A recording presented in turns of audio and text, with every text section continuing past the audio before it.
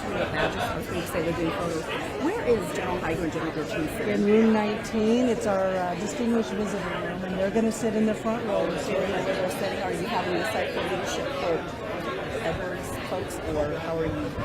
Not really, kind of just, but the first two rows are reserved for them, and I'm pretty sure we'll have Hyder and General Hyder. yeah, but also, We yeah. have Colonel Casper coming. He's here. Commander. And then we have What's the last name? Anisha. Oh, maybe. Yes. Yes. Maybe if you can help us with that when they come out. Who's sitting over here? We haven't really decided because, as you guys know, we didn't really have a confirmed list other than the really important people, which we. So what we're going to do is we'll put our base leadership over on this side. Is that enough seats? Okay. Okay. We'll put everyone else because Mr. Ryan's already here. Where is he at? I think he was maybe in the conference room over there. Hey, John. They are having refreshments and stuff. Where are they at? Room 19. Thank you. So we'll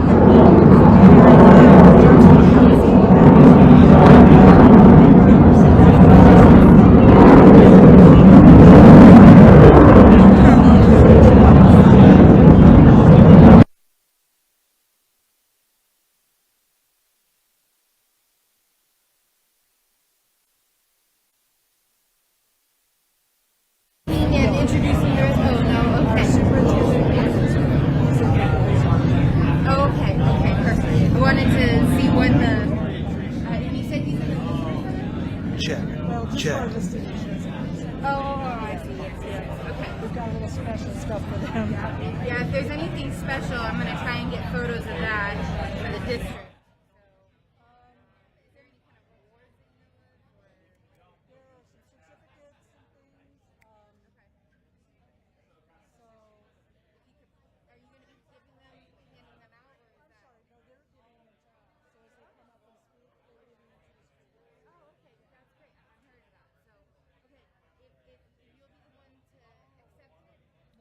Check. 1, 2. Test.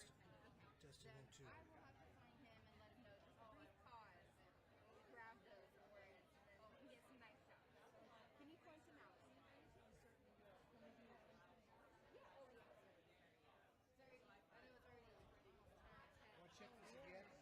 to check this again? Want to check it again? Testing 1, 2. Check 1, 2. Test, test, test. Hey, hey. 1, 2, 1, 2. Check 1, 2, 3. 1, 2. Check 1, 2.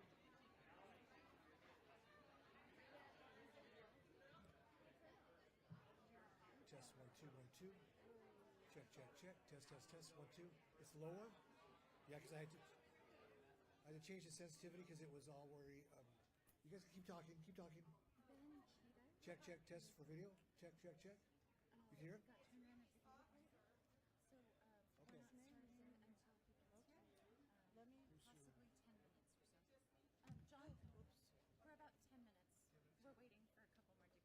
We're about 10 minutes out, people.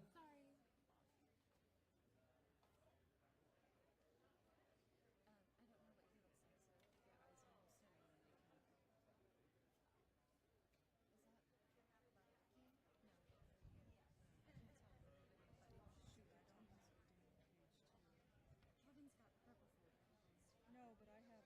He was on the second page. Check, check, check. Test, test, test. Yeah, right there. Couldn't have tried any harder. It's not the only one either. I guess he said Fletcher's on it, so it should be fine. I have no idea. That's first. He does. Am I badging more people, or am I not caring anymore? No, I think we do care because they're going to need this badge to get into the. Oh, yes. Do you want to forward these? I am. Yep. I think that's him. Yeah, that's let me drop this off. Okay.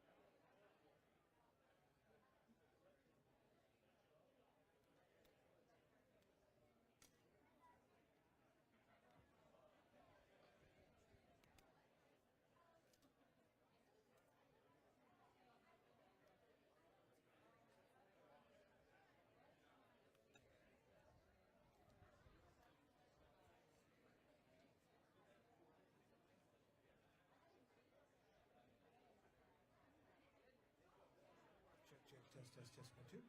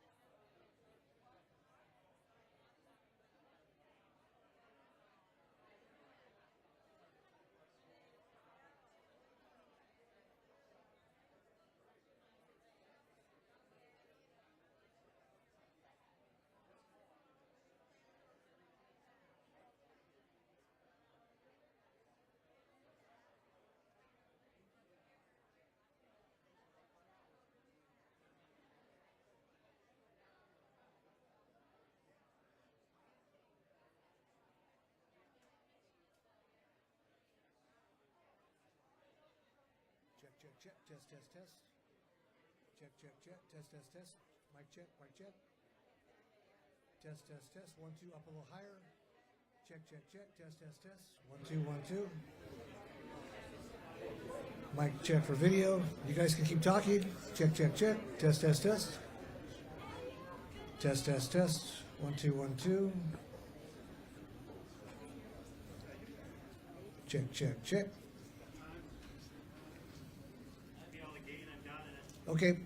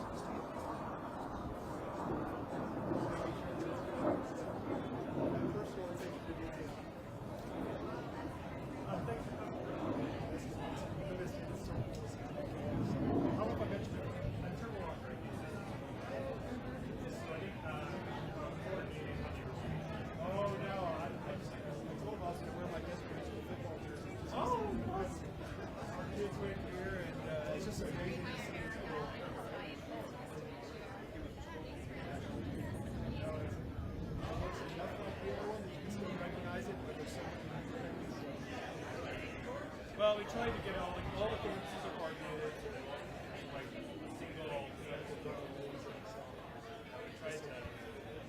We tried to incorporate it. Making sure that we knew the education was good. We live here in Trevor. Nice to meet you.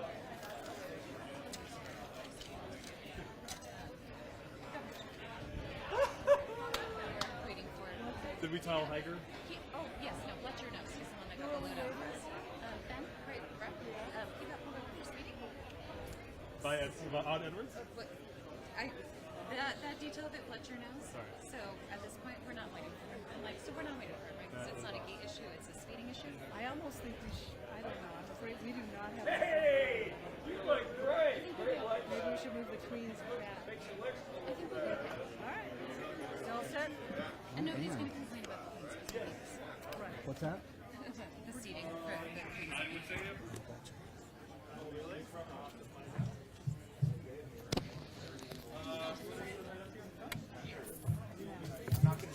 We put you there as a.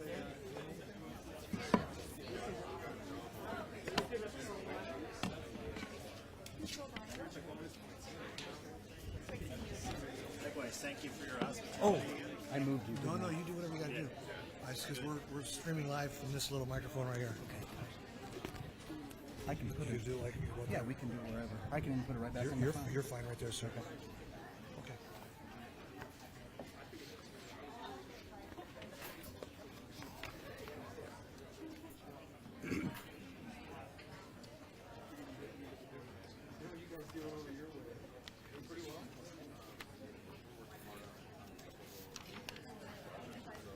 Good morning.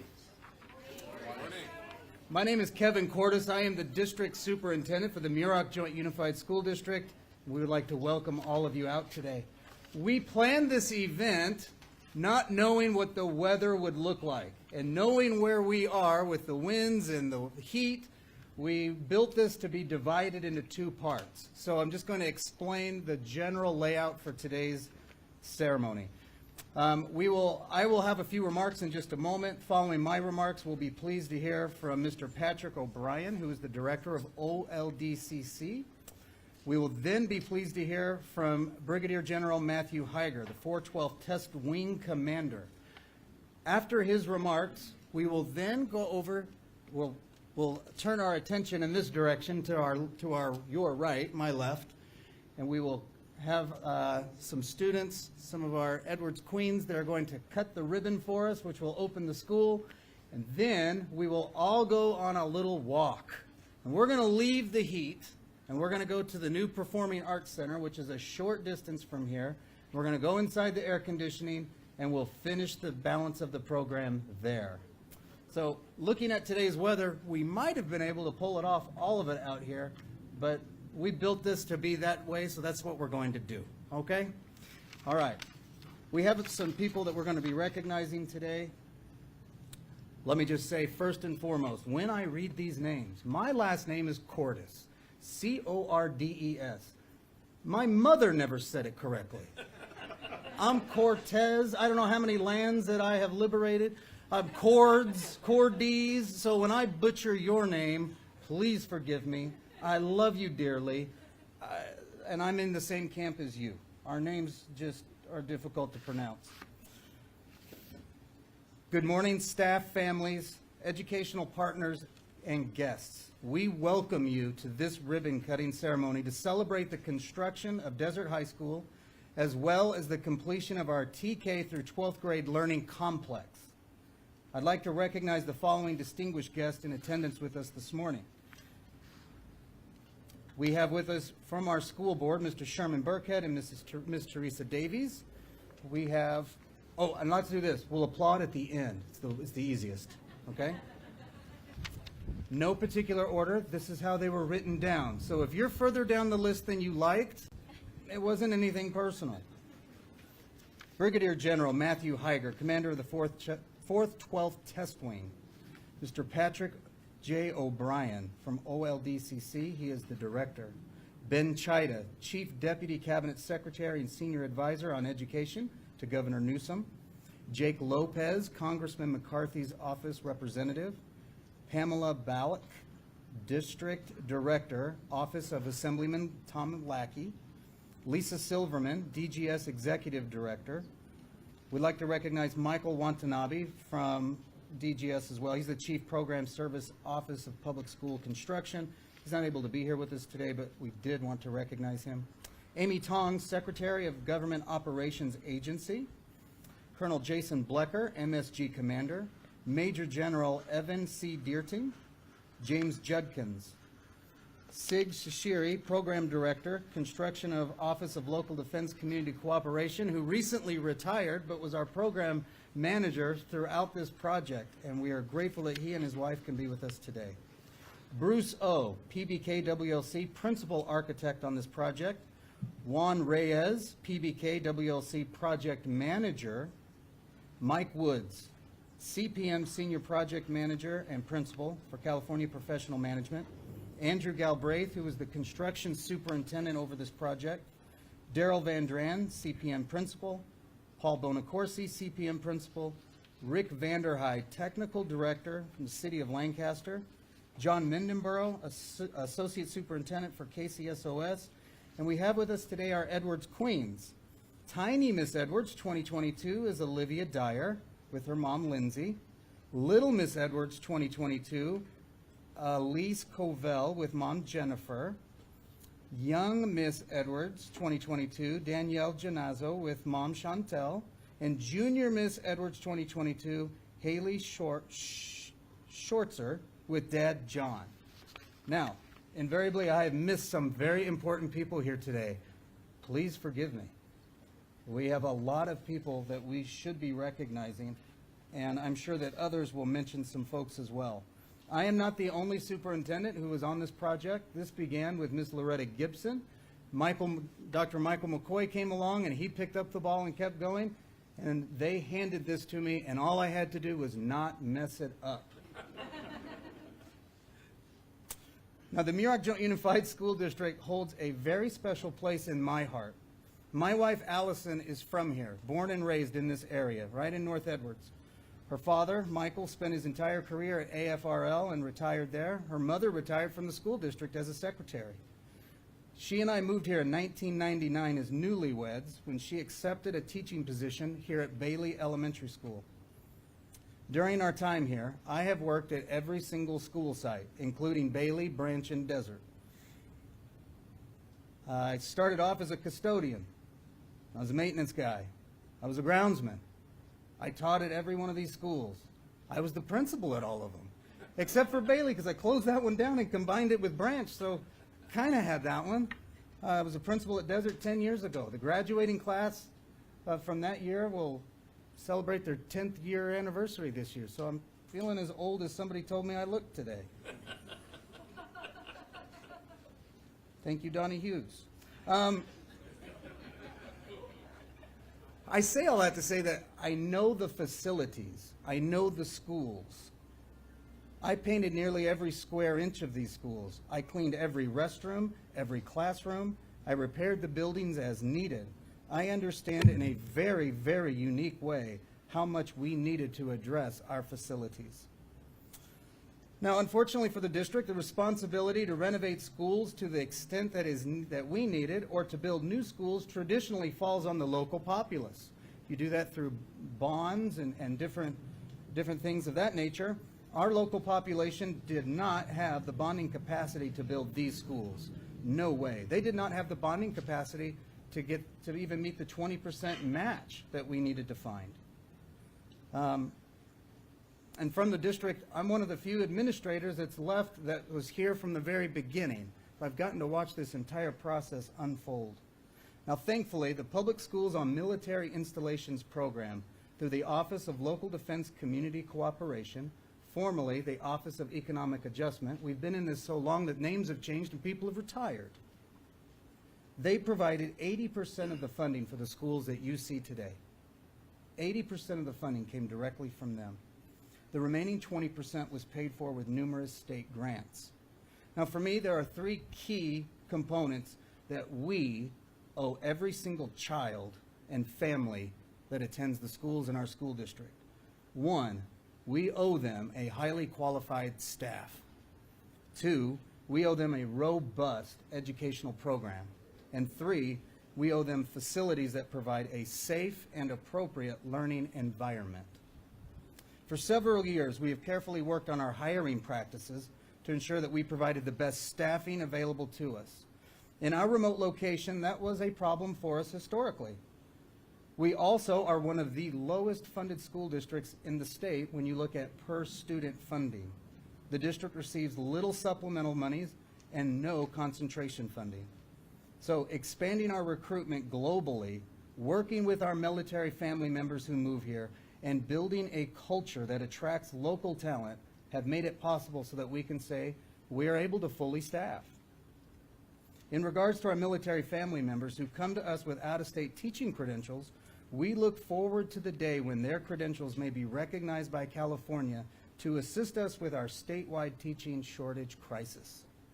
Now, anyone that was familiar with our school facilities on base prior to construction knows how desperately we needed to do something to extend the life of our buildings. For generations, our maintenance department kept the schools operational, safe, and adequate for children. I'm about to give up on technology.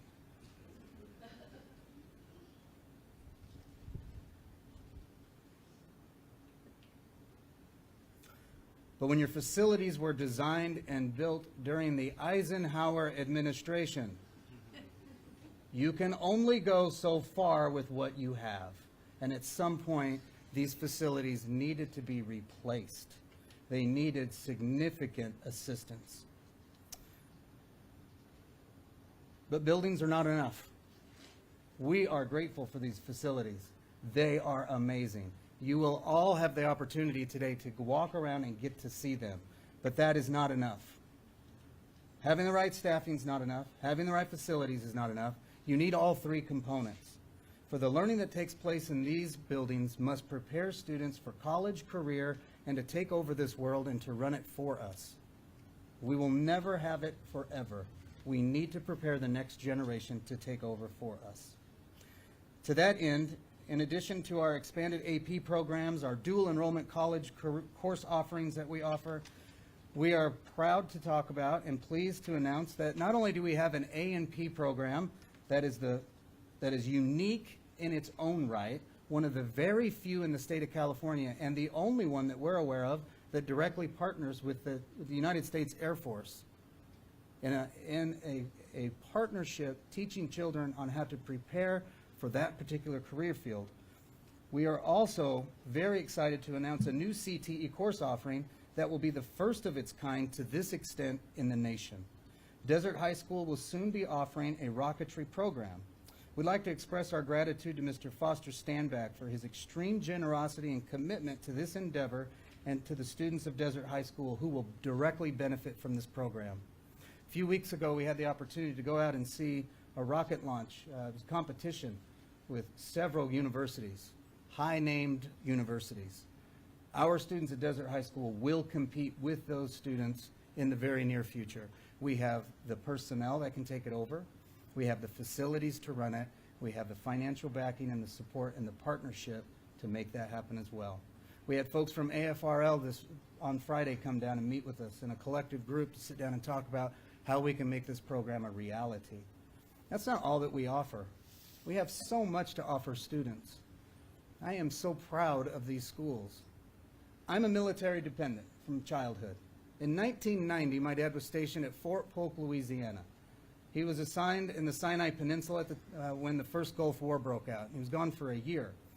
I remember Fort Polk because, like many military-dependent children, I have that stereotypical life. We moved a lot. I went to 3 different high schools. Fort Polk was my second high school. To get to that school every morning, I woke up at 5:45 so I could catch a bus by 6:15. And I didn't get home until 5 o'clock at night because there was no high school on the installation. We had to be bussed off. When we moved here and I saw that there was not only elementary schools on the installation, but there was a high school, well, I was very excited. That's pretty rare in a lot of ways, that we don't have to bus our students anywhere. Over the years, as I have watched these facilities, my secret private fear was that someday I would have to come to the installation and say to the Edwards families, you're going to have to get your child up earlier, and we're going to have to bus them. And it wouldn't have been as far, but to remove a high school from a community is to tear its heart out. You can't do that. I am very grateful to Mr. Patrick O'Brien for his dedication over these years to see that this project was funded and that we didn't get passed over while we worked on matching dollars. I am grateful to so many people. I understand a little bit right now how those that receive awards feel when they go up and they're supposed to thank all these different people and then they forget, because I look out in this crowd and I see the faces of so many of you, and I'm trying to not get emotional here. This was a long, hard fight for these children, and we have accomplished something great. This is a legacy that will stand for generations. Thank you all for being here today. Thank you for participating with us. Thank you for celebrating the families and the children of Edwards Air Force Base, of the Muroc Joint Unified School District. I know without a doubt that this opens up an entire new era for families here at Edwards. We turn the page on old stories and we start talking about the new narrative, the new reality that we have here. Thank you to each and every one of you, and good luck to all of us as we move forward. Thank you.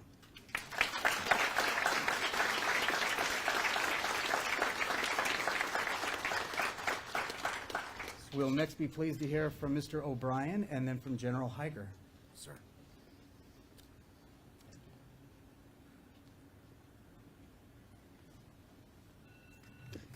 Good morning. It is a pleasure for me to be here with you today. On behalf of Secretary Austin, Deputy Secretary Hicks, and actually Secretary of the Air Force, Mr. Kendall, who I had the pleasure of actually working for back when he was the Undersecretary for Acquisition, Technology, and Logistics. We want to extend our appreciation to this community and to this installation for stepping up on a matter that's so vitally important to the well-being of our military-connected people, and most importantly to the kids that depend on these type of facilities.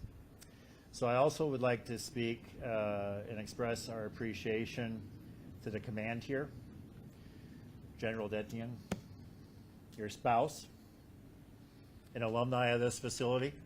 That's always a good sign, you know, when folks don't move away. Because, you know, a lot of times these areas have a tough time. A lot of the youth that come up in them, you know, they like to look at these kind of places in the rearview mirror, and that's not what we like. We want to keep them looking at this place in the windshield. They want to come back. And then General Hyder, who spent considerable time with us yesterday to walk us through a lot of the effort that was undertaken here. So I represent the Office of Local Defense Community Cooperation. We've been working with the Muroc School District for a decade. And I think it's important to stress a couple things to you. So the department, up to about 10 years ago, vehemently resisted getting into school construction. It was believed that school construction was the responsibility of states and communities, that was part of a pact that existed locally, and that for all the benefits that came with these installations, states and communities, that's what you needed to put your money into as well. Well, unfortunately, about 12 years ago, people started looking at roughly 160 type schools that were on military installations, these being some of those. And it became apparent that the school districts that had these schools, that were running these schools, maintaining these schools, could not adequately take care of them.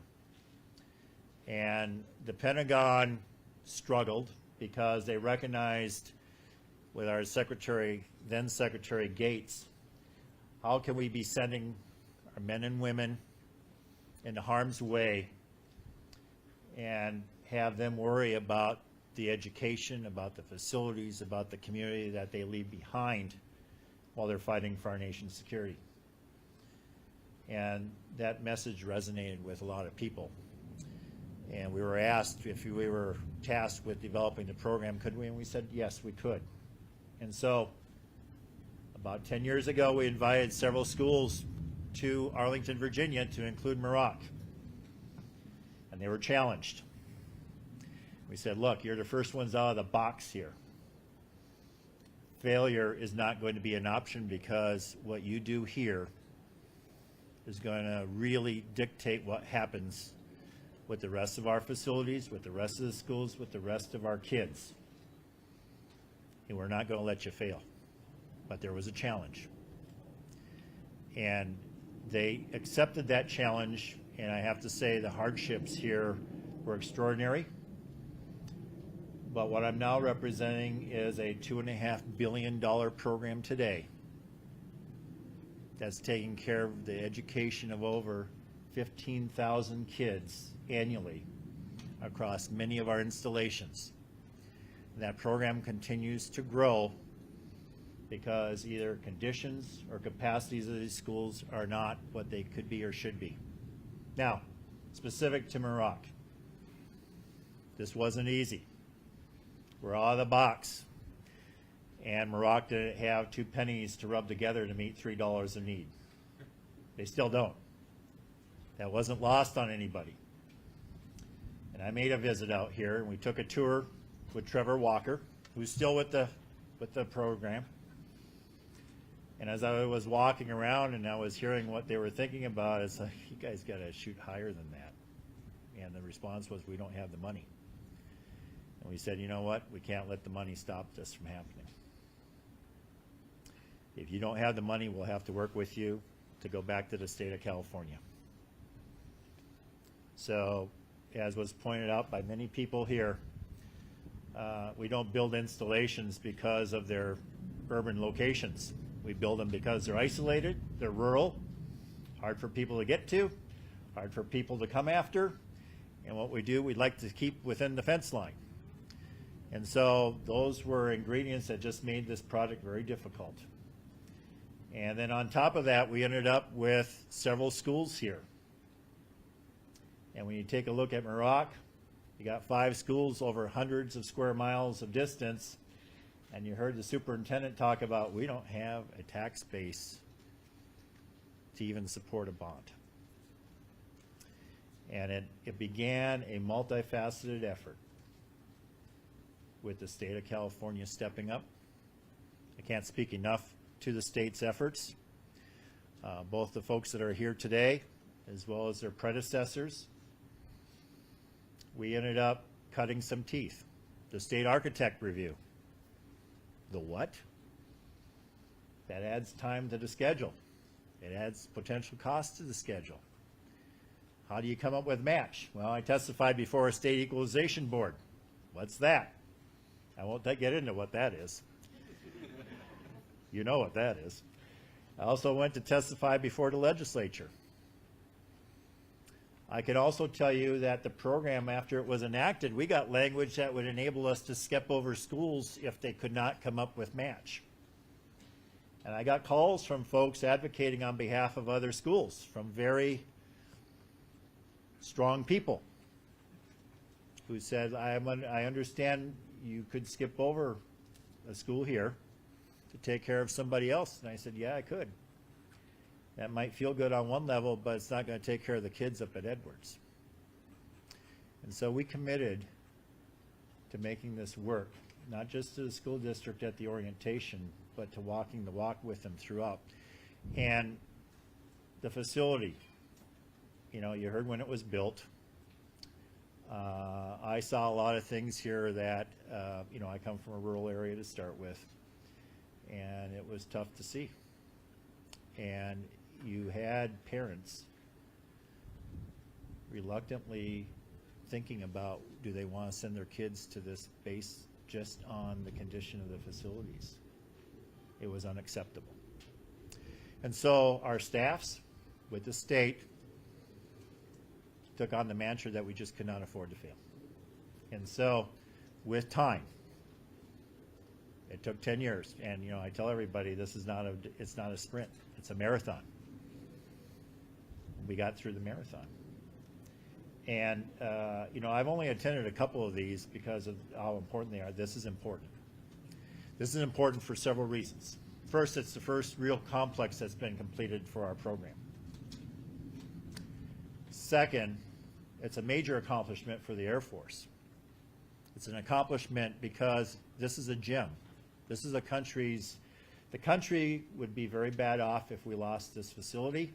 The ability to keep this facility is dependent on the ability to attract people to this. Attracting people isn't attracting people that don't have kids. It's not attracting people who, you know, are past childbearing. It's about attracting younger people, people with careers ahead of them that really look forward to looking out the windshield and enjoy coming to this facility. So I'd like to say, as a result of these efforts, we thank the school district. I didn't get a chance to introduce myself to the board members. We've been working with you and your predecessors since day one, but we've set a new norm now. And the command here, the school district here, condition of these facilities is off the table. It's resolved. The department feels very strongly that that's been successfully done, and we commend you for that effort. And I'm going to run through a list of names. I'm not going to rely on artificial intelligence because yesterday it failed me several times. If you hear a clapping in the background, it's my Army military liaison saying, okay, you're done. Hopefully she won't do that, but if she does, that's what it is. But for those of you here that I'm going to recognize, and I made a point of going up to the Miss Edwards that are here, because that's where this is all about. It's not about me, it's not about my project managers, it's not about today. It truly is about tomorrow. It's about leaving you with quality facilities that you can rely on in the future. And these facilities will be around for a while. And when you're thinking about whether you want to work here, whether you want to live here, whether you want to support our nation's security here, this is no longer on the table for your consideration. You should want to come here because of these facilities. So what I'd like to do is recognize some folks that were instrumental in this. Now, I want to mention to the superintendent, I've been here since the start and I haven't retired yet. I'm not planning to retire yet. If my wife is listening to this on the live stream, I'm not making any announcements either. But I do want to recognize a couple folks. I want to recognize Sig Chitchery first. So Sig did retire. So Sig kept a dialogue going between what's going on here with the state. He carried on my behalf our dialogue and the creativeness that we had to come up with to make this work. And when I say rubbing two coins together to cover $3, that's what it was. So Sig, thank you. Sig's here with his wife, and this would not have been accomplished without your efforts, so thank you. A couple other folks I want to recognize. I have my lead for the public school program, Dave Kennedy. My Army liaison, Colonel Sally Hannon, with the Army, but she's got a blue pen today, so she's on board. I also want to recognize Jesse Moore, who is our new project manager for this. But I also want to move on to the state. The state was key. Without the state, this wouldn't have happened. Now, we pay 80% of costs, but we need match. And fortunately, we had patience. We were going to wait. I want to recognize Ben Chida, your predecessors, Lisa Silverman, the state architect's office. The state architect streamlined their process too when this came up. And this wouldn't have happened without a cooperative state and local school district. So state of California, thank you very much. I would also be remiss if I didn't recognize Kathy Brown. Kathy Brown was a long-time career civil servant for the state. She was translating state of California politics and education for us when we first started. And I dare say we wouldn't probably have gotten as far as we did with understanding things and working things without her. I would also want to recognize at the state level Senator Fuller. You know, this isn't an RRD issue. This is a kid issue. This is how do you take care of military-connected children. And I have to say, the folks I interacted with, it didn't matter if they were R's or D's. They were on board. And Senator Fuller was part of that effort, and I don't think she's here today. I think other representatives from the state are here. We couldn't have done it without the state support. And part of that was the legislature. I also want to recognize Congressman McCarthy. So Congressman McCarthy, he helped to fund the program, but he didn't get in the way. And he cared very deeply about what was going on here. And you know, he always said, thank you, thank you, thank you for not skipping over these guys. And we said that's not going to be an option.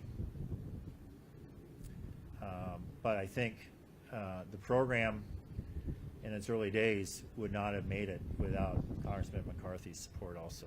So thank you to Congressman McCarthy. Now, the command here, I mentioned some of the current leadership.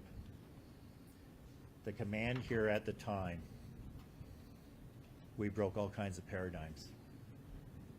So we had a General Schaefer at the time. I didn't realize that I had an executive assistant named Schaefer too, back in Arlington, whose dad ended up being the commanding general out here. And she all of a sudden kind of had this knowledge of what's going on out here, and I kind of looked at her and said, well, how do you know this? Well, because of my dad. We're living the school program in my family yet. But the command had to shift and engage with the state. The command had to step up and tell the state how important this was. They had to tell the state, when you start confronting unaccompanied tours, when you start confronting local contractors, and you have a gem of a contractor base right outside this facility where they like to hire retired pilots to stay in the area, those pilots have kids. If they don't like the schools, they're not going to stay in the area. And that messaging was key to the success of this effort, so we thank them all. So what I'd like to do in closing is say, you know, this is the start. And we hope we've enabled you. We hope we've left you in good hands. Sure sounds that way. You have a lot to be proud of. Our nation's security depends on your execution. So we thank you. We thank the command here. We wish you every success. And just for your awareness, we are working with schools in the area as well, other schools at other facilities, and they now have you as a model. Thank you.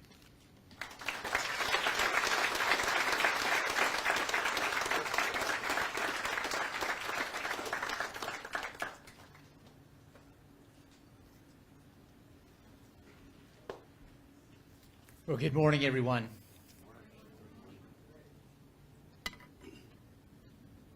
It's important for me to emphasize two things as I get prepared to show you what I've written down here through my words.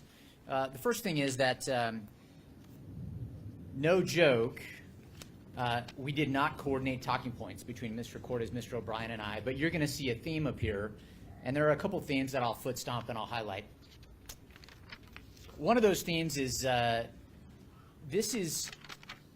we're here to celebrate a physical opening, a physical place. Thank you all for being here to help us participate in that. But we're really here because there's a community that revolves around this campus or this complex. And that community is represented by those of you that are here, those of you that have been in your shoes prior to now, and all of you that are online or couldn't be here for other reasons. But the school revolves around its community. And if the school thrives, the community thrives. If the school struggles for any one of the three reasons you heard Kevin talk about, maybe because the programs are struggling or having a difficult time hiring and retaining staff, or because the physical school is struggling, the community struggles as well. This is a momentous day because we've removed one of those struggles. And in fact, the biggest one and the largest one that myself and my predecessors have heard about literally for multiple generations here. I was here, my last assignment here was in 2017 to 2018 when the physical transformation of what you are at right now started. I was never in the facility that is now where Branch Elementary is, but I remember the demolition starting and how joyous then Brigadier General Carl Schaefer was that, yes, it started. We've actually accomplished it, and it's moving. Over that year, we watched a lot come down, and over the intervening 2 years during my absence from here, we watched more go up, and I arrived back and got to participate in the opening of Bailey, then Branch, and now Desert. And that is a joyous thing to be here and watch that transformation be complete from the physical part of the schools. Kevin and Mr. O'Brien both talked about some of the challenges that we've had in the way, the challenges of aligning the team, the challenges of getting the stakeholders to see that this is in our collective best interest. And when I say our, I'm not just talking about the people that live in the Air Force's best zip code, 93523, not just the our of the folks that live in the Aerospace Valley, because when was the last time you saw an antelope here? Right? Lots of airplanes, haven't seen an antelope. A few desert tortoises still around, but it isn't just our, the Aerospace Valley, and it isn't our, the region or the state. It's our as a nation and our partners. This is a gem for our collective community, and I'll talk about some of the impact that this school has in its legacy, but more importantly, as Mr. O'Brien termed, looking out the windshield going forward. I am very optimistic and, dare I say, excited about what this will enable us all to continue to do as we then push on the remaining two things we can get after, programs and people. One of the things that I contributed very smallly to, but it was important, and Mr. Judkins helped me with that. Thank you, Judd, for doing this. And thank you to the leadership team at the 412 Test Wing and here at this installation. When COVID smashed us, and Governor Newsom said, everybody go home, I don't know what's going on, I heard from the school district and I heard from Mr. Judkins, if we shut down construction on this installation, they're never coming back. And think about what would have happened to today if we had pushed them away, all the construction, because it wasn't just this campus. There were other things going on the flight line and in facilities on the installation. If we had pushed them away and convinced the companies to come back, that would have delayed us by 3, 6, 10, 12 months. And what would have happened to the costs if we had waited an additional 3, 6, 12 months? They would have triggered or breached all the thresholds, and it would have been a please, please, please, may we have more money, no more news available. Scope would have been changed. It would have been a literal disaster.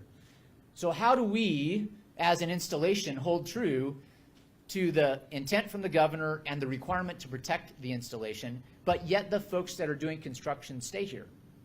Mr. Judkins, I believe, coined the term, why don't we call these folks operationally necessary? And we did. And that was a label. Are they mission essential? No. They're operationally necessary. And so the construction workers that have done and are continuing to do this remain operationally necessary, not just to the construction, but to our operations on this facility and on this installation. And that was a big component that took teamwork and coordination. and a lot of outside-the-box, agile thinking.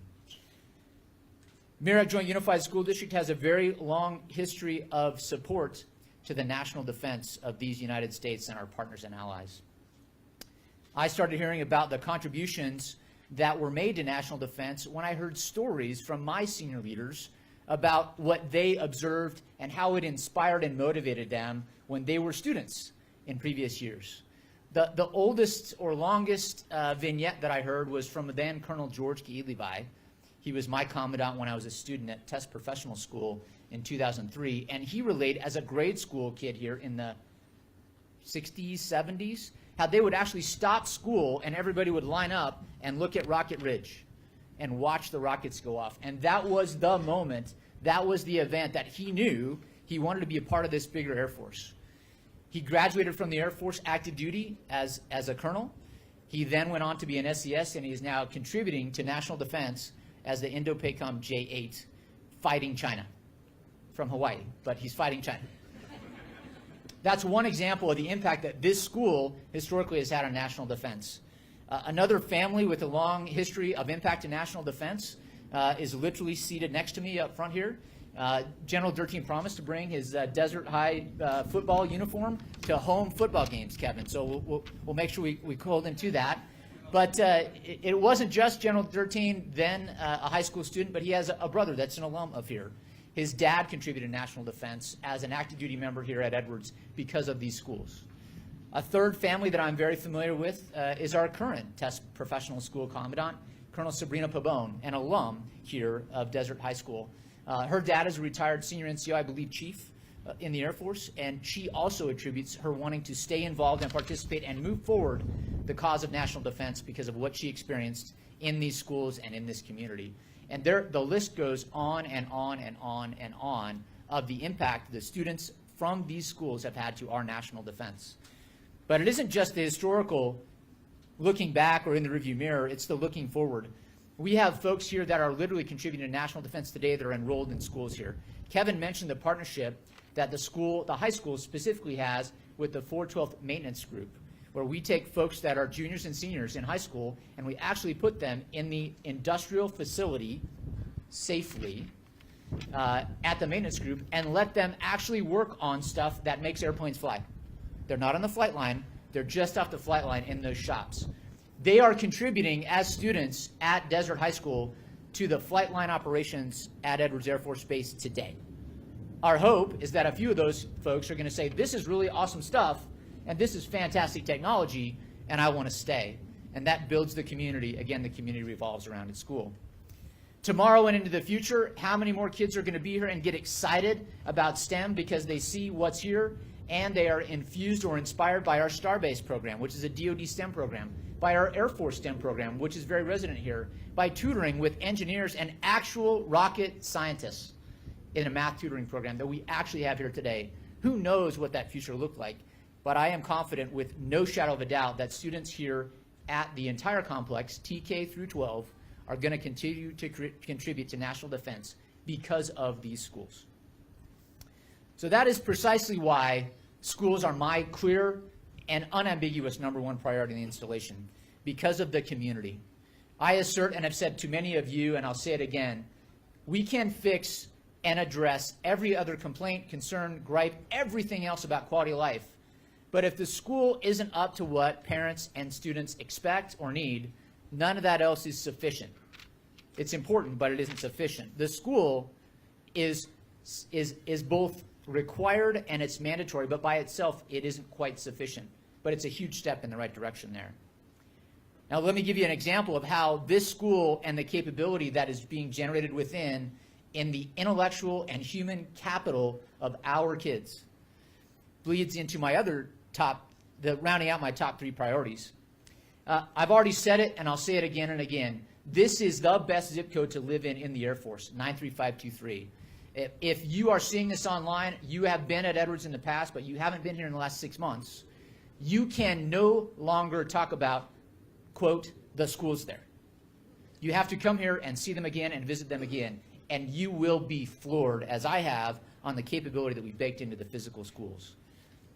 We have driven, you have driven, the partnership has driven a huge knockdown punch into the narrative that nips at the heels of an Edwards Air Force Base assignment. It's gone. Most of those critiques are dead, and they're not like partially dead or mostly dead. They're like dead.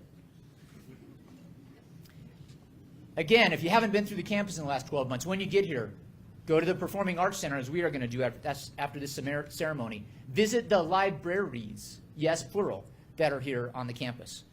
Go to the gym. General Arnie Bunch, now U.S. Air Force retired, a school superintendent in his district in Tennessee, is so jealous of the basketball court and gym here at Muroc that he can't stand it and he doesn't know it. So I look forward to getting him out here and letting him see the brand new gym at Edwards Air Force Base. Too bad it's not mine, it's yours, Kevin, but he'll be happy to hear that. Go visit the robotics lab, go visit the rocketry lab, go visit the STEM facilities, go to the tutoring, go to the, and he said it A&P, but it's airframe and power plant. High school students graduating from here will have airframe and power plant certificates from the FAA to immediately have a career, a job, a contribution in the aerospace industry in the Aerospace Valley.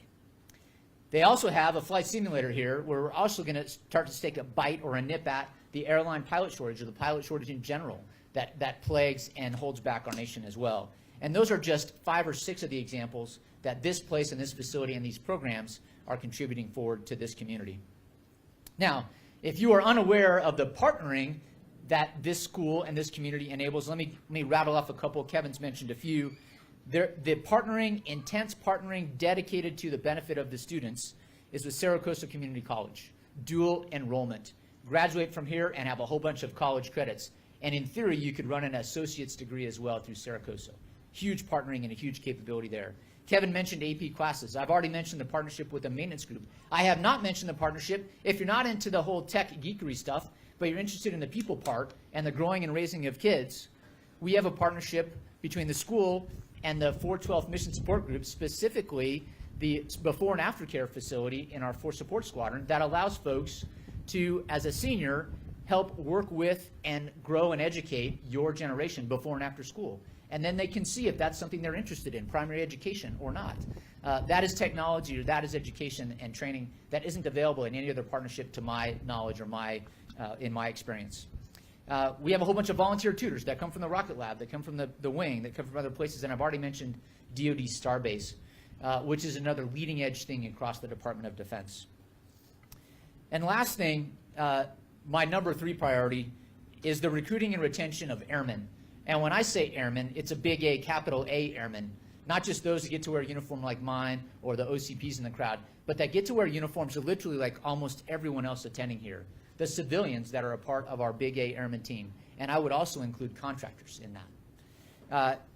If we can recruit and retain civilians and the active duty counterpart here, because of places like this, we all win. And we now have the potential to literally recruit and retain someone at 8 weeks of age in our Child Development Center, that then graduates from the CDC to TK here at age 4, then graduates into Bailey and to Branch and to the high school, and literally graduates from high school with job skills that are immediately hireable by the Child Development Center, by Child and Youth Services, by the maintenance group, by a contractor here that turns wrenches, whether that be down in Palmdale or here at Edwards, and they stay here literally from not quite cradle, and certainly not the grave, but pretty close to those bookends. And that is an exciting thing for this community that this school enables. So, with that, let me welcome you. Let me welcome you to the Aerospace Valley, home of Air Force Plant 42 and Edwards Air Force Base. Let me welcome you to Edwards Air Force Base, the center of the aerospace testing universe, which is a mouthful, so I just call it Takata 2. So if you are traveling here from DC and a contingent from DC, welcome. If you are traveling here from Sacramento, thank you for being here. We love your partnership, and I can't wait to engage with you later this month when I'm up for the Governor's Military Council. If you are traveling from the communities that are close aboard that have students attending here, welcome, and thank you for being here. And what I ask for you, all of you, is to accept my gratitude, the gratitude on behalf of the entire Department of the Air Force for what you've done and for what you will continue to do to increase and benefit our national security through this facility and the kids that run through it. Thank you for what you all do each and every day as we all compete for our nation, but not just our nation, for our families, for the families of our friends and neighbors, for our teams, for for our coworkers, for the units that we are assigned with and choose to contribute to, for the schools, as we contribute to this installation and installations like it, as this is a leading-edge vanguard program for all of the Department of Defense. Thank you for your support to our active duty military members and all defense-associated children and their families. And lastly, on behalf of the nation, thank you for what you do to contribute to national defense via the 3 to 13-year-old kids that get the benefit of enjoying this facility. Thank you and welcome.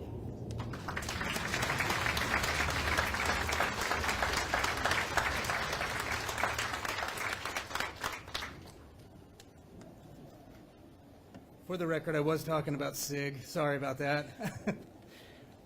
Now we will get to cut the ribbon, and then at the completion of that, especially those of you that are standing in the back, and I've been watching you as you shuffle from foot to foot, trying to keep it going. We're going to get out of the heat. We're going to walk through that gate after we cut the ribbon and just follow the crowd. Now do me a favor, please. You're going to be tempted to wander to the left or wander to the right. Don't be the little sheep that we have to go find. This is still an active construction zone. People are working. So we have designed some tours for you today. There'll be guided tours so we can make sure we keep everyone safe. But you'll all get an opportunity, if you would like, to see the facilities today. We're just going to move into the air conditioning to finish this program. So with that, if we could please invite our queens up.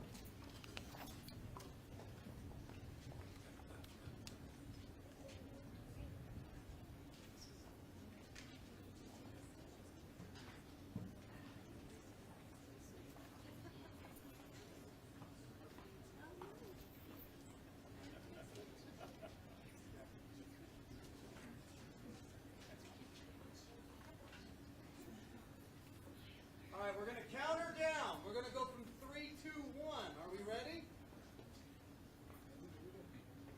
3, 2, 1. Go. Yay!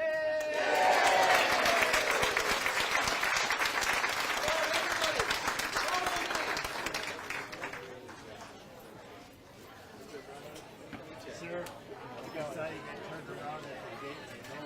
Oh yeah, I You know. guys turned the wrong car around, man. Good to meet you.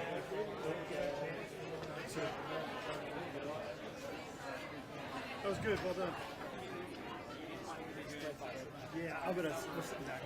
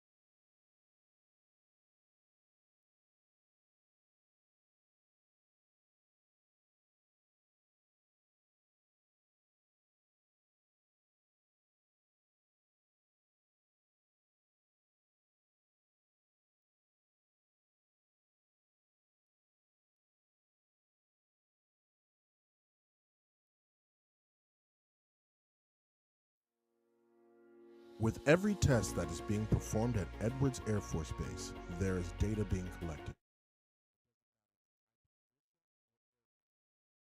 These are the numbers that don't lie. It is the job of the 812 Test Support Squadron Statistical Methods Flight to crunch those numbers and provide feedback to the engineers and testers to ensure that the warfighter has the best tools in the fastest and safest manner. The warfighter would love to get a perfect product every time, but they also need to get a product when it's timely. And without our statisticians helping us understand the risk associated with collecting some degree less than all data, we're able to provide that product to the warfighter sooner. My name is Wendy Peterson. I'm the director for the 812 Test Support Squadron, and we are a family of 5 very diverse flights. One of the 5 flights within our squadron is called the Statistical Methods Flight, and for every combined test force at Edwards Air Force Base, our statisticians provide the test teams with a better understanding of the uncertainty involved with the data that they collect. Science, technology, engineering, and math.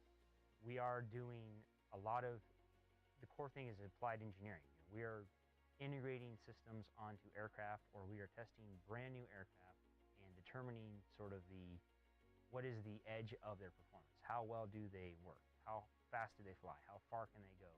How accurate are their sensors? There isn't a day where you're not thinking in a mathematical or scientific sense. It's not doing initial research on trying to determine, what is the strength of gravity on Earth, but there is the science of a particular very high-tech sensor operates in a very specific manner, and we want to know, so just how good is it? So our tests are set up to try to determine, what is the line of it can do this, but it can't do that. Having the scientific mindset is an absolute must. That's everything that we do is a report. That's sort of our main final product. Is knowledge. This is what we know about the system as we tested it. It is science, career eye. That is what the job is. And you're constantly learning about new things that are sort of on the frontier of military technology, which is kind of a fascinating and interesting thing to constantly learning about. I will say that the workforce it's a great place to work because everything is done as part of the team. Very rarely are you doing something on your own in your own cube. You're constantly in some sort of interaction, working with someone else to sort of handle a problem or work past an issue.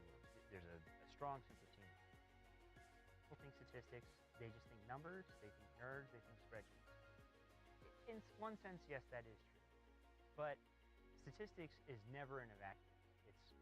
It is the applied mathematics. Whether it's business, technology, sociology, politics, often when you're measuring things, they aren't certain. And so probability and statistics becomes an aspect of the knowledge of whatever field you're in. What I would say to a high schooler, as far as if you're considering statistics, what is kind of cool about it is a very applied math. Even though you may be into something else, engineering, sociology, math, statistics is kind of a brother that's going to kind of connect it. Something to consider, if math is your cup of tea, statistics is going to be right up your alley.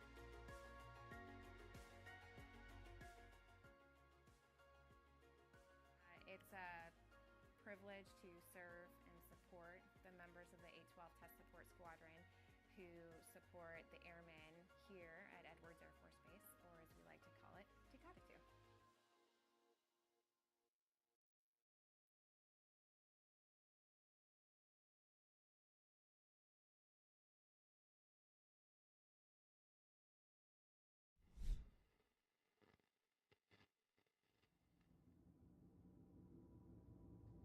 There's testing that we can do here that can't be done anywhere else in the world. You take the price difference from flight test to ground test, the things that we can perform here, we can clean up a range that they can't get anywhere else because of our 100 dB of isolation that we can provide our customers, the clarity of the emitters, and just the time it takes. Flight test is so expensive, so we can do it for a fraction of the cost here on the ground, right here at the back.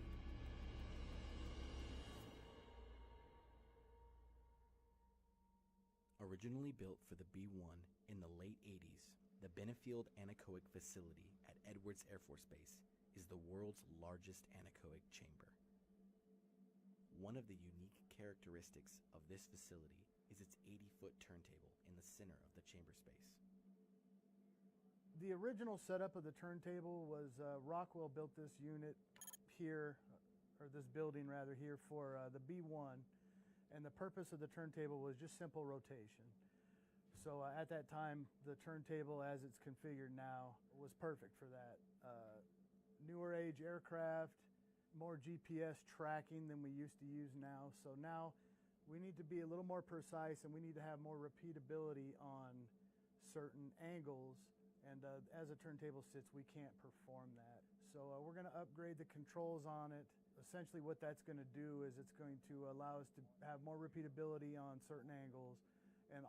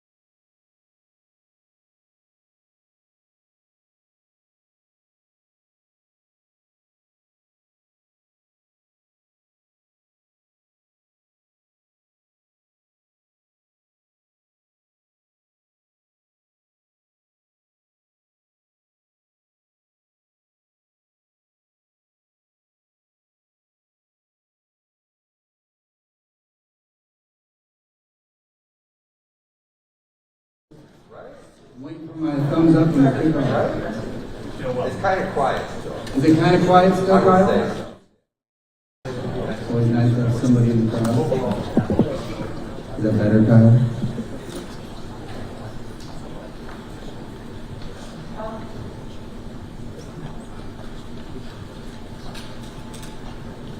Okay. Thank you very much. Thank you for moving into here. I hope you can now see the benefit of it for sure. It feels a little nicer, although I did appreciate the light breeze that kicked up. So, here's the balance of our program this morning. We are going to have a video presentation from Congressman Kevin McCarthy. Following that, we would like to invite up Congressman McCarthy's field representative, Jake Lopez. Following his remarks, Assemblyman Lackey's representative, Pamela Balch, come forward. And then our final person will be Lisa Silverman, the executive officer for the Office of Public School Construction. Now, I just said that those are the people, but I don't know if there is another individual who has been sent here on assignment to speak or to hand over anything. Did I miss anyone that needs to come up and speak? Is there anybody that just wants to publicly speak today? All right. So we're going to move forward then with Congressman McCarthy's message. Thank you.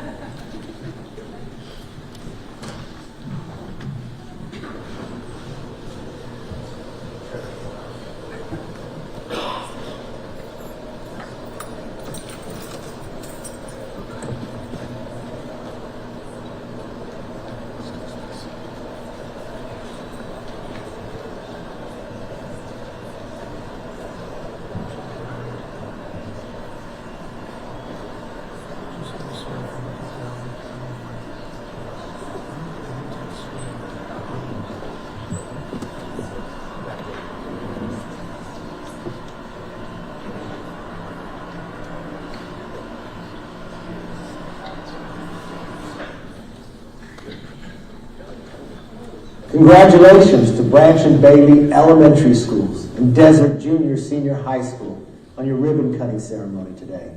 As a father, I know firsthand the critical role teachers play in helping our kids thrive. This is why I've been proud to support efforts to enhance schools on military installations, to ensure the children of our military and government civilian families receive the best education possible. Edwards is on the rise, and these state-of-the-art school facilities, along with soon-to-be-launched Joint Simulation Environment Facility and the upcoming Flight Test Engineering Laboratory Complex, will strengthen the mission and position Team Edwards to make even greater contribution to our nation's defense enterprise. Congratulations and best of luck on the upcoming school year. Know that you've always got a friend in Congress. God bless.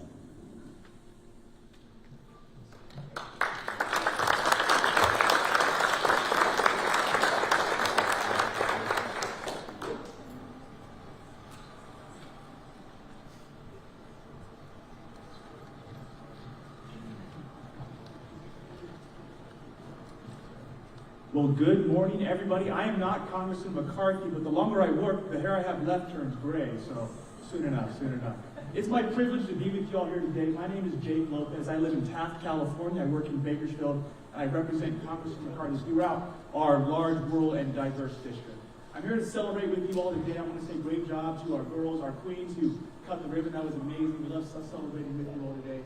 Quickly, while I will be presenting a certificate and a United States American flag to the board, my takeaway from today is how it really takes a village, a community to pursue our common interests and build up our students. We sat there together outside in that building, and there was a large sign that said Student Services. I was just thinking about everything we do here today is to serve them and set them up to serve your peers and the next generation. So it is my honor and privilege to present to the board and say how happy we are with the incredible progress, the years, the decades of dedication that it truly has taken. So it's my honor to present a certificate and an American flag to you all. Thank you.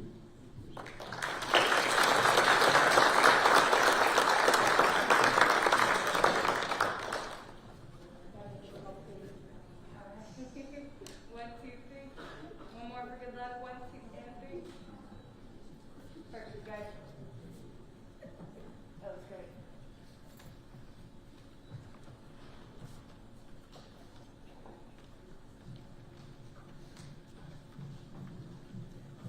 Taller people than me. All right. So happy to be here on behalf of Assemblyman Lackey, who would love to have been here. He was at the groundbreaking and was very disappointed when he heard that the event would be during his session in the last month of session this year. So the Assemblyman is acutely aware, having grown up in the Muroc School District, how often the small schools get overlooked. And he is absolutely delighted that you have not only been brought up to code, but you have surpassed it. This is a beautiful facility. He actually got to come in and see this particular facility before it was completed. We tippy-toed around in the correct places. We were led around by the principal, but it is absolutely amazing and something that everyone would be so very proud of. And the Assemblyman is so proud that you finally have what you need to help the students achieve all the things that are ahead of them. So on behalf of Assemblyman Lackey and the state of California, we congratulate you on this wonderful accomplishment.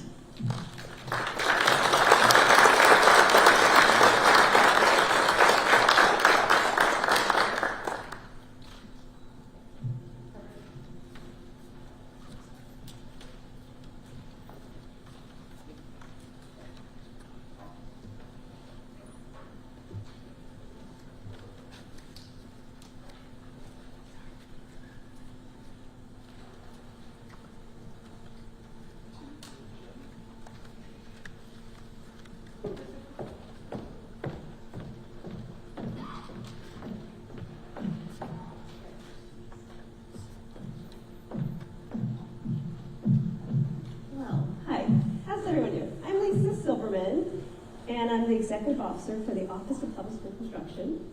And I represent here not only the Office of Public School Construction, but also the Department of General Services, the State Allocation Board, and also the Governor's Office. So I can tell you, this has been a great partnership.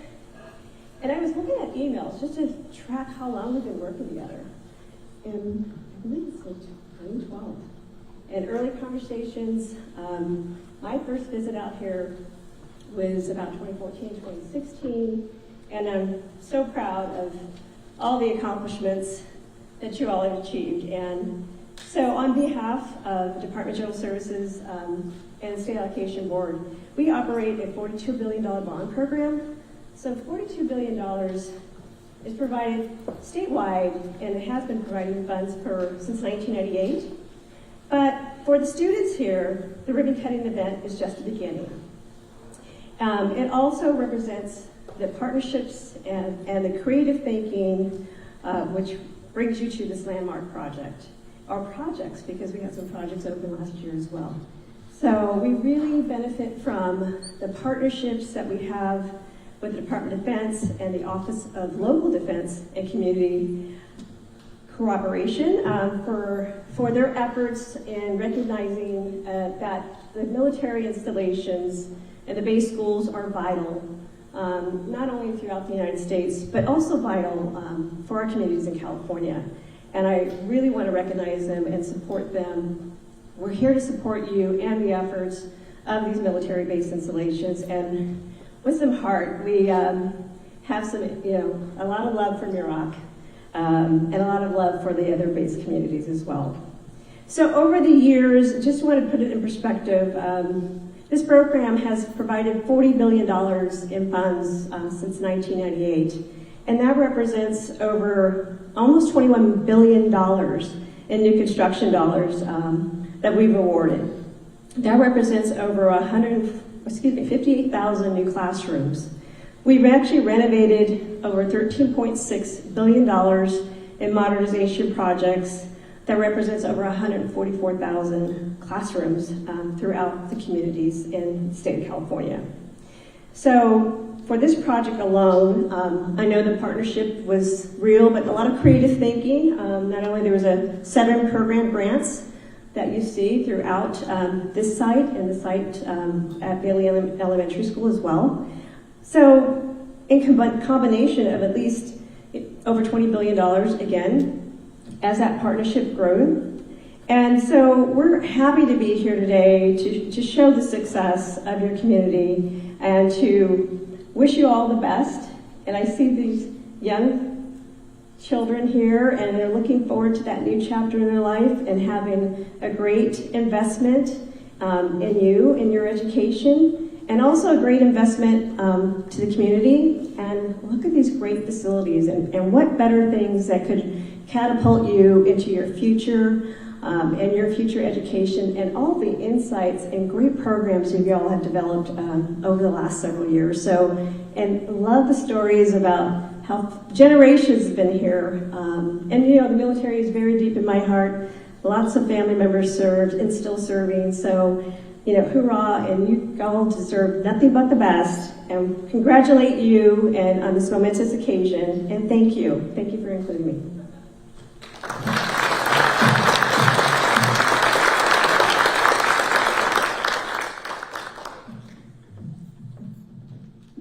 Okay, we have one last speaker, Mr. Ben Chida from the Governor's Office. Ben.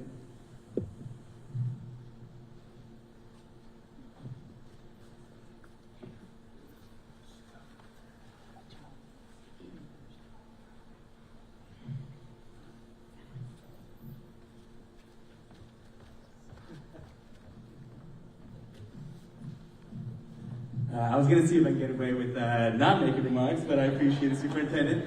No, I'm so grateful to be here. Here to help celebrate this momentous achievement. And on behalf of Governor Newsom as well, thank you so much. The opening of a school is always really incredible and a cause for joy and celebration. I used to be a teacher myself, just to echo some of the comments from the superintendent and the general and Mr. O'Brien earlier. It's not just about the facilities themselves, it's about what happens in the classrooms in the schools and the outdoor facilities. I like to imagine what's going to happen here for the decades to come. I like to imagine the lessons learned, the friendships forged, the characters built and shaped. I can imagine, the sort of twinkle in the eye of the student who gets that aha moment in the science lab after working for hours and hours and days and weeks on a lesson. I can imagine the friends who get in an argument at lunch and have to find a way to grow and to, figure out a way to work things out and to grow that way. And I can imagine the teacher who inspires the students to become better citizens, better people, better leaders. And so I can just imagine the decades of incredible activity for the years to come. And it's no ordinary school, I think, is one big reason why we wanted to make sure that we were here. This is a special school because it is a school that'll serve those families who have dedicated their lives to serving others. And in our minds, there's no more sacred value or obligation than to having the backs of those who have your back. And so we are honored that California and the state was able to do its part in terms of helping to make this happen. But really, it's the work of the folks here who did the legwork, the hard lifting over many, many, many years and stuck to it, who deserve the real congratulations. And so I'm just really grateful to be here. And on behalf of Governor Newsom, I want to say congratulations, thank you, and we're incredibly excited to see the students, the citizens and the leaders that are going to get produced by these facilities for the years to come. So thank you so much.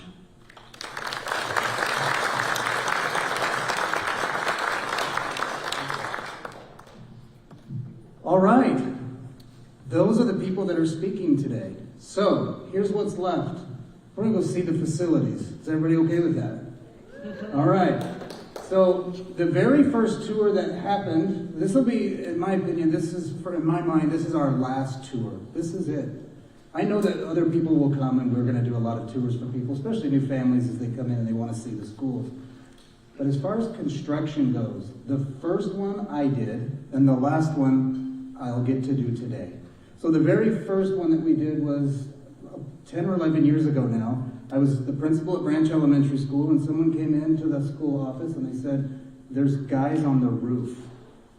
Now, that's not normal. If they're not wearing a Muroc shirt, that's very abnormal. So I went out and I asked the kind gentlemen that were walking around on our roofs what they were doing, and if they would just come on down for a minute.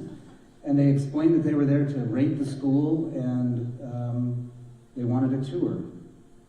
So I gave them the very first tour of this project, not understanding what I was getting into at the moment. I am grateful now that we are at the tail of this, and let's bookend it on the other side. What we'd like to do next is, our distinguished visitors, if you could please, as you exit, turn left, and we're going to go across the hall, and we have a hospitality room. And Trevor and I will be taking you on small tours, and we'll go around. For everyone else, we have guided tours for you as well. As you leave, if you will turn right and go up towards the foyer, we have some staff that will take you by groups and take you on some walking tours to go see the facilities. With that, I just would like to give one last thank you to each and every one of you for sticking it out, for coming out today and celebrating with us, and thank you for all that you do. God bless each and every one of you. Let's go see some schools.